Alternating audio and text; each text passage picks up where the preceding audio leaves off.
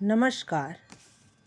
आपका यशस story and video में आपका स्वागत है। मैं आपको एक कहानी सुनाने जा रही हूँ।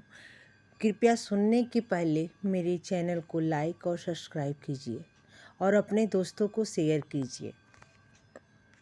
कहानी का नाम है एक कहानी यह भी इनको मनु भंडारी ने लिखा है। इस कहानी के संदर्भ में सबसे पहले मैं यह जान लें कि मनु भंडारी ने परिभाषित अर्थ में कोई शिलाविलार आत्मकथा नहीं लिखी है।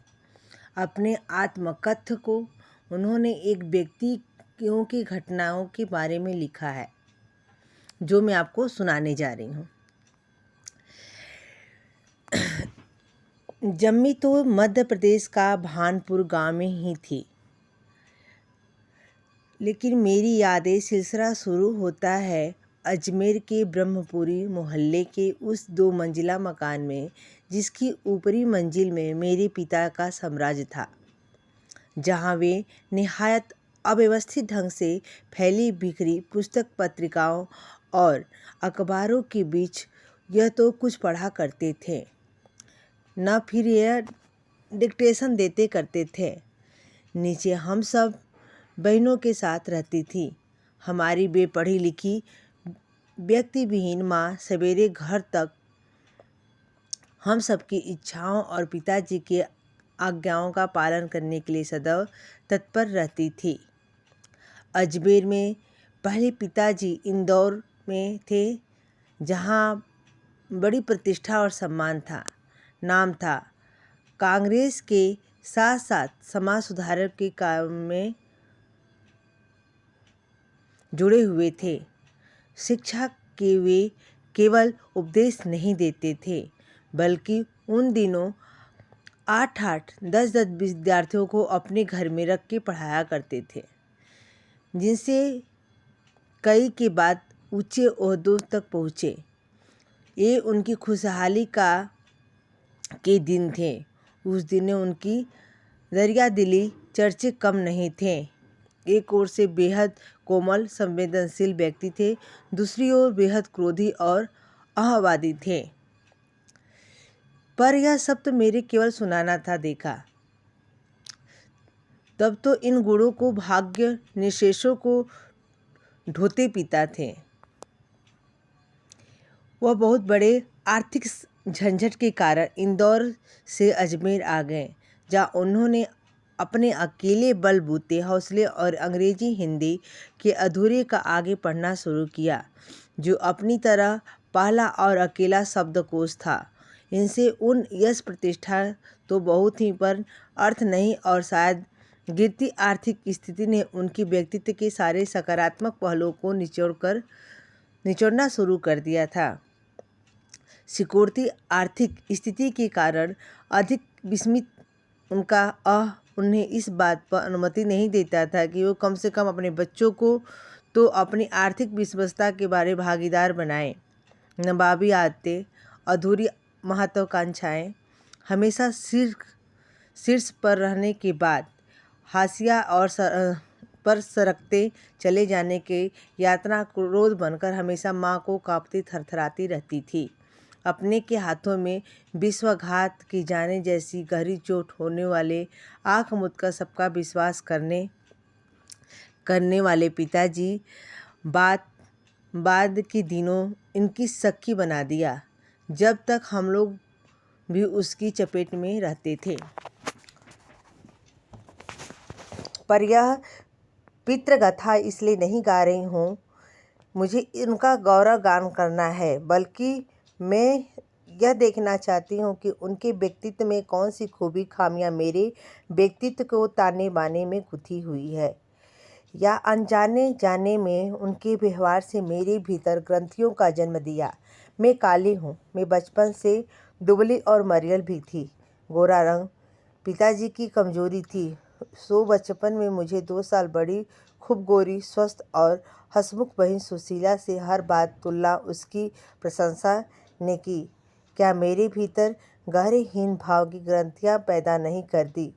नाम, सम्मान, प्रतिष्ठा के पाने के बावजूद आज तक मैं उनसे उभर नहीं पाई। आज भी परिचय रखवाते समय कोई कुछ विशेषता लगातार मेरी लेखनी उपलब्धियों को जिक्र करने लगता है तो मैं संकोच में सिमट नहीं जाती, बल्कि गड़े गड़े को हो आती हूँ। शायद अचेतन की किसी परत के नीचे दबी इसी हीन भाव चलते मैं किसी उपलब्धियों का भरोसा नहीं कर पाती। सब कुछ मुझे तुक्का ही लगता है। पिताजी जिस शक्की स्वभाव से भन्ना जाती थी, आज एकाएक अपने खंडित विश्वासों के व्यवस्था के नीचे मुझे उनके शक्की स्वभाव की झलक दिखाई देती।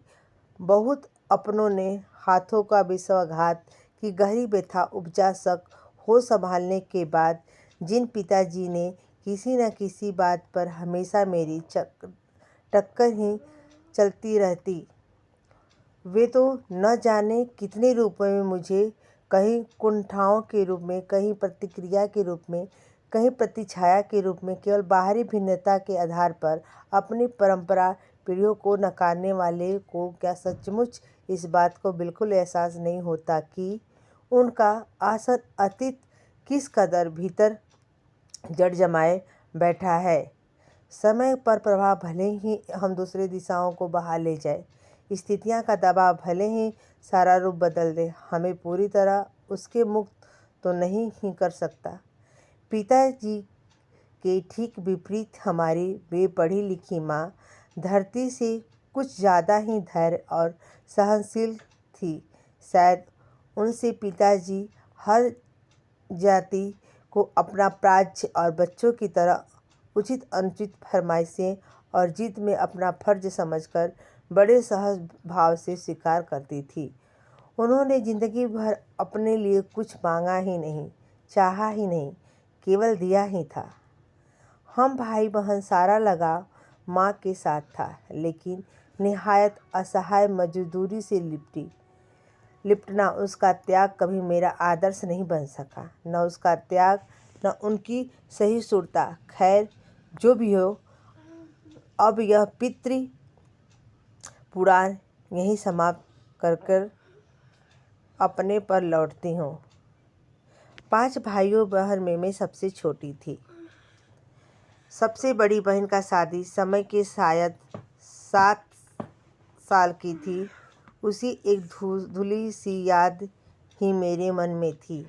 लेकिन अपने 2 साल बड़ी बहन सुशीला मैंने घर में बड़े आंगन बचपन खेले, सतोई, लंगड़ी टांग, पकड़म पकड़ाई, काली ढीलो जैसे कमरों में गुड़ियों गुड़ियों के ब्याह रचाना, पास पड़ोसियों के सहेली के साथ जो खेल, अपने भाइयों के साथ गिल्ली डंडा भी खेला, पतंग उड़ाना, काच पीस का माजा सुतने का काम भी किया। लेकिन उनकी गतिविधियां का दायरा घर के बाहर ही अधिक रहता था। हमारी सीमा थी घर। हाँ, इतना ज़रूर था कि उस जमाने घर की दीवारें घर तक समाप्त नहीं हो जाती थी, बल्कि पूरे मोहल्ले में फैली रहती थी। इसलिए मोहल्ला के किसी घर जाने का कोई पाबंदी नहीं थी, बल्कि कुछ घर तो परिवार के हिस्सा ही थे। आज तो मुझे बड़ी शिद्दत के साथ यह महसूस होता है कि अपनी ज़िंदगी खुद जीने के लिए इस आधुनिक दबाव के महानगरों के फ्लैटों में रहने वाले हमारे परंपरागत पड़ोस कल्चर विच्छिन्न करके हमने कितना असंकुचित, असहाय, असुरक्षित बना दिया है। मेरी कम से कम 1 दर्जन आरंभिक कहानियाँ पात्र इसी मोहल्ले के हैं, जहाँ मैंने अपने किशोरावस्था में गुजारा, अपनी युवावस्था का आरंभ किया। 1-2 छोड़कर उन्होंने कोई पात्र मेरे परिवार का नहीं है। बस इनको देखते सुनने बीच ही बड़ी हुई है, लेकिन इसकी छाप मेरे मन पर कितनी गहरी थी, इस बात का एहसास तो मुझे कहानियाँ लिखने समय हुआ था। इतने वर्षों के अंतराल में उनका भाव, भंगिमा, भाषा किसी को भी धुंधला नहीं दिखाया गया और बिना विशेष प्रयास बड़े सहज भाव से उतरते चले गए थे। उसी समय दास साहब ने व्यक्तित्व को अभिव्यक्त के लिए अनुकूलित परिस्थितियाँ पाते ही थे। महाभोज में इतने वर्षों बाद कैसे एकाएक जीवित हो उठे, यह मेरे लिए आश्चर्य का विषय था। ये सुखद आश्चर्य था। उस समय तक हमारे परिवार में लड़कियां विवाह के लिए अनिवार्य योग्यता थी। उम्र 16 वर्ष, शिक्षा में मैट्रिक। सन 44 में सुशीला ने यह योग्यता प्राप्त की और शादी करके कोलकाता चली गई। दोनों बड़े भाई आगे पढ़ाई के लिए बाहर चले गए। इन लोगों ने छत्र छाया हटते ही पहली बार मुझे नए सिरे से अपने वजूद का एहसास हुआ। पिताजी का ध्यान भी पहली बार मुझ पर केंद्रित हुआ।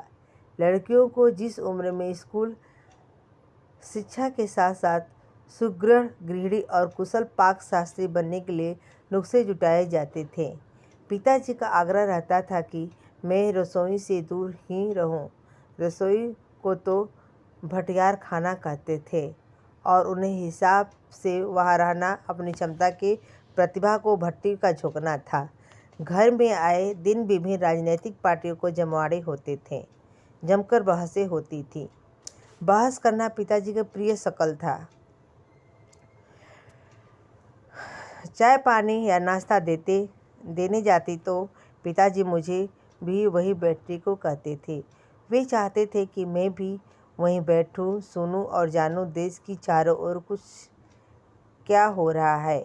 देश में हो भी तो किसका कुछ रहा था। सन 1942 में आंदोलन के बाद जो सारा देश जैसे खौल रहा था, लेकिन विभिन्न राजनीतिक पार्टियों ने नीतियों के आपसी विरोध में मतभेदों को मुझे दूर तक कोई समझ नहीं थी। हाँ, क्रांतिकारियों, देशभक्तों, शहीदों, रोमांटिक आकर्षक, उनकी कुर्बानियाँ जरूर मन में आक्रांत रहता था।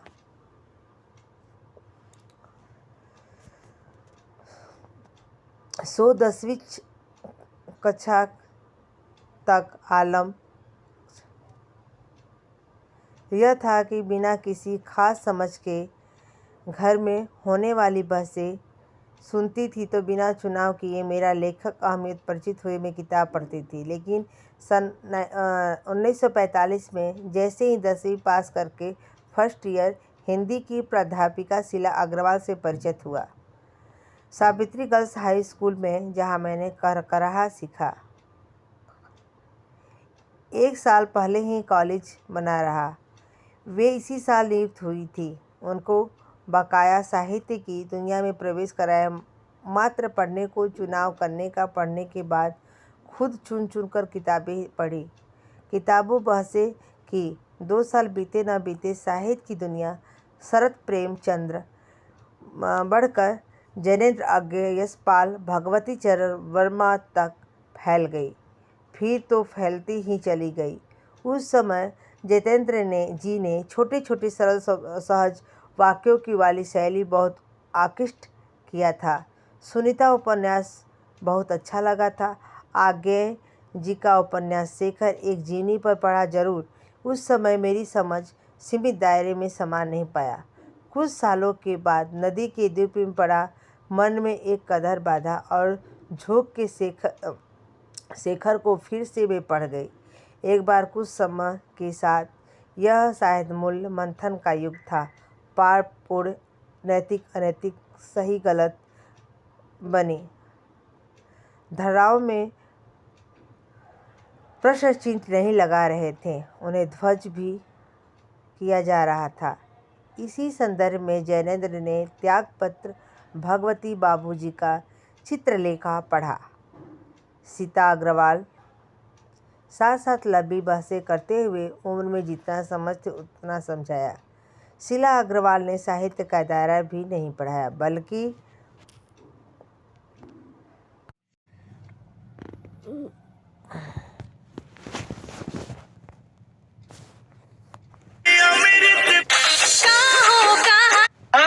आज ही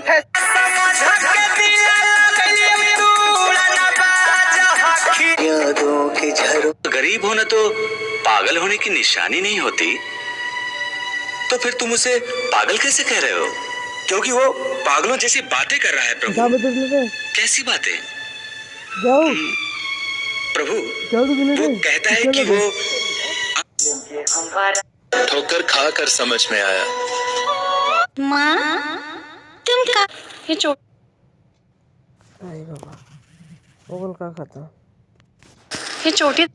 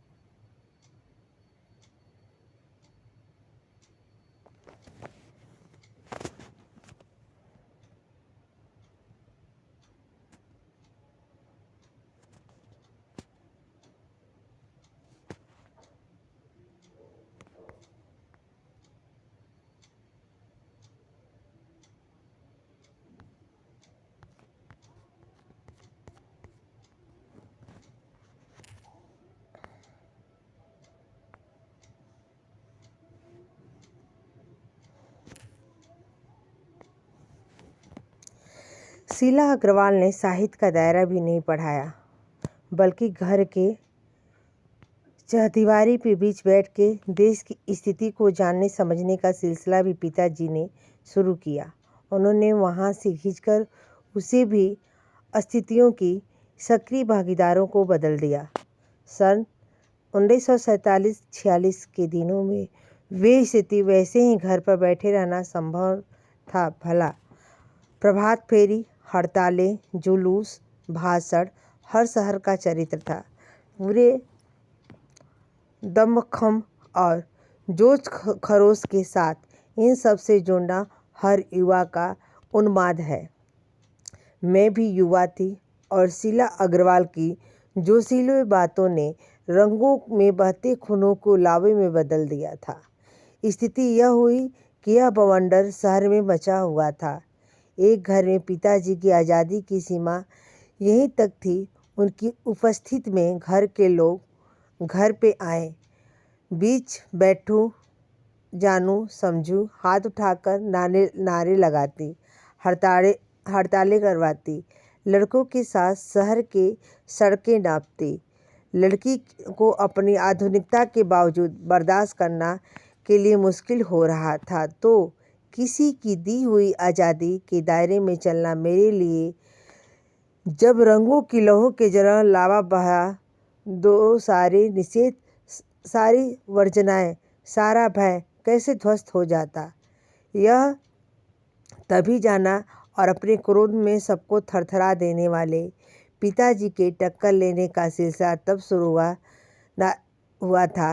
राजेंद्र से शादी की तब तक वह चलता ही रहा। यश कामना बल्कि यश लिप्सा पिताजी की सबसे बड़ा दुर्बलता थी। उन्होंने जीवन की धुरी तथा सिद्धांत के व्यक्तित्व के विशिष्ट बना कर जीना चाहिए। कुछ लोग ऐसे काम करना चाहिए समाज में उनका नाम हो, प्रतिष्ठा और वर्चस्व हो। उसके चलते एक बार कोच में बच गई थी। एक बार कॉलेज के प्रिंसिपल ने पत्र आया, पिताजी ने आकर मिले और बताया मेरी गतिविधियां के कारण मेरे खिलाफ अनुसंधान कार्रवाई क्यों न की जाए। पत्र पढ़ते ही पिताजी आग बबूला, यह लड़की मुझे कहीं मुंह दिखाने लायक नहीं रखेगी, पता नहीं क्या क्या सुनना पड़ेगा। वहाँ जाकर 4 बच्चे पहले भी पढ़े, फिर किसी ने नहीं दिखाया।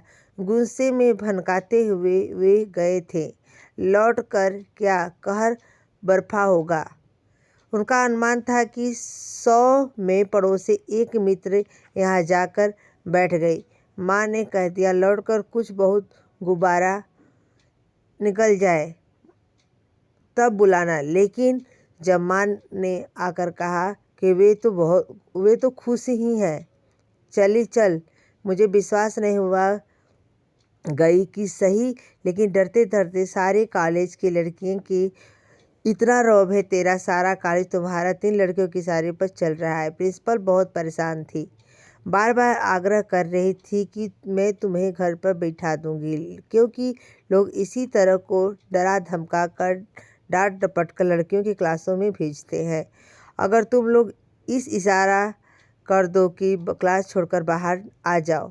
सारी लड़कियां निकल के मैदान में जमा होकर नारे लगाने लगी, तुम लोग मारे कॉलेज का चलाना मुश्किल हो गया है, उन लोगों के लिए कहाँ हो जाते हो। समय पिताजी मुंह दिखाने में घबरा रहे थे और कहाँ बड़े गर्व से कह कर आए थे कि यह पूरे देश की पुकार है, इस पर कोई कैसे रोक लगा सकता है भला। बेहद गदगद स्वर से पिताजी यह सुनते रहे। मैं अवाक, मुझे न अपनी आंखों पर विश्वास हो रहा था न कानों पर कि यह हकीकत थी। यह घटना और आज़ाद हिंद फौज मुकदमे में सिलसिला था। सभी कॉलेजों, स्कूलों, दुकानों का हड़ताल आह्वान था, जो नहीं कर रहे थे। छात्रों का एक बड़ा समूह वहां जाकर हड़ताल करवा रहा था। शाम के अजमेर का पूरा विद्यार्थी वर्ग इकट्ठा हुआ। फिर हुई भाषणबाजी। यह बीच पिताजी एक निहायत दकियानूसी मित्र के घर आकर अच्छी तरह पिताजी लू उतारे। अरे उस मन्नू ने तो मत मारी गई है। भंडारी जी, आपको क्या हुआ? ठीक है, आपकी लड़कियां को आज़ादी पर देखते हैं आप, जानते कैसे उल्टे पुल्टे सीधे लड़के ने हड़तालें करवाती, हुड़दंग मचाती फिरती रहती है। वह हमारे आपके घरों की लड़कियों का शोभा देता है। यह सब कोई मान मर्यादा इज्जत आबरू का ख्याल नहीं रह गया है आपको क्या? वे तो आग लगाकर चले गए। पिताजी सारे दिन भभकते रहे, बस अब यही रह गया, लोग घर जाकर थू थू करके चले जाए। बंद करो अब इस मन्नू का घर बाहर निकलना। इस सबको देखकर रात होने वाली घर लौटी तो पिताजी को बेहद अंतरंग अभिन्न मित्रता नहीं। अजमेर में सबसे प्रतिष्ठित सम्मानित अब्बालाल जी बैठे थे। मुंह देखते उन्हें बड़े गर्मजोशी से स्वागत किया जाओ। मनु ने चौखट पर तुम्हारा भाषण सुनते सीधा भंडारी को बधाई देने चले गए। I am really proud of you. क्या तुम घुसते रहो भंडारी जी, घर से निकाल भी करो। You have missed thing. और धुआंधार तारीफें करने जा रहे, वे बोलते जा रहे थे। पिताजी के चेहरे पर संतोष धीरे धीरे गर्व में बदलता है। भीतर जाने पर माँ ने दोपहर में गुस्से वाली बात बताई तो वे राहत की सांस ले। आज मैं पीछे मुड़कर देखती हूँ कि इतना समझ आता है कि क्या तो उस समय मेरी उम्र थी, क्या मेरा भाषण रहा होगा। यह तो डॉक्टर साहब का श्रेय था जो उन्होंने मुंह से प्रशंसा बनाकर बह रहा था। यह तो भी हो सकता है आज के 50 साल पहले अजमेर के शहर के चारों ओर उमड़ती भीड़ बीच एक लड़की बिना किसी संकोच झिझक में धुआंधार बोलने चले जाना ये मूल में रहा होगा। पर पिताजी की कितनी तरह से अंतर्विरोधियों में भी जीते थे और विशिष्ट बनाने के प्रबल लालसा। दूसरी ओर सामाजिक छवि के प्रति उनका सजगता। पर क्या संभव है, क्या पिताजी इस बात पर बिल्कुल आसान नहीं था कि उन दोनों का रास्ता टकराहट का। सन 1947 में कई महीने में शीला अग्रवाल ने कॉलेज वाले नोटिस थमा दिया। लड़कियों ने भड़कने और कॉलेज का अनुशासन बिगाड़ने का आरोप में इस पर आपको हुड़दंग न मचाने, इसलिए जुलाई में 3rd ईयर कॉलेज बंद करके 2-3 छात्रों पर निषिद्ध कर दिया। हुड़दंग के बाहर रहकर भी इतना मचाया कि कॉलेज वालों ने अगस्त के आखिर 3rd ईयर खोलना पड़ा।